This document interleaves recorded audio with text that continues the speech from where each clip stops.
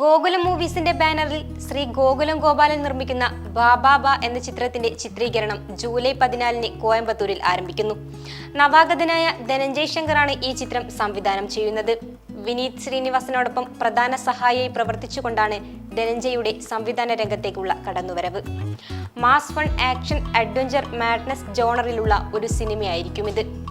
വലിയ മുതൽമുടക്കിൽ വിശാലമായ ക്യാൻവാസിൽ അണിയിച്ചൊരുക്കുന്ന ഈ ചിത്രത്തിലെ കേന്ദ്ര കഥാപാത്രങ്ങളെ ദിലീപും വിനീത് ശ്രീനിവാസനും അവതരിപ്പിക്കുന്നു. ഇത്തരത്തിലൊരു കൗതുകകരമായ ഒരു കോമ്പിനേഷൻ മലയാളത്തിൽ ഇതാദ്യമാണ്.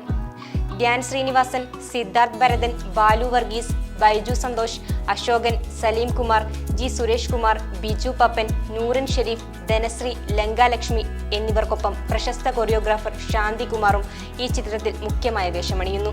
ദമ്പതിമാരായ ഫാഹിം സഫറും നടി നൂറിൻ ഷെരീഫുമാണ് ഈ ചിത്രത്തിന്റെ തിരക്കഥ രചിക്കുന്നത്. കൈതപ്രം, വിനായക് ശശികുമാർ, മനു മഞ്ജിത്ത് എന്നിവരുടെ ഗാനങ്ങൾക്ക് ഈണം പകർന്നിരിക്കുന്നത് ഷാൻ റഹ്മാനാണ്. ഛായാഗ്രഹണം അരുൺ മോഹൻ.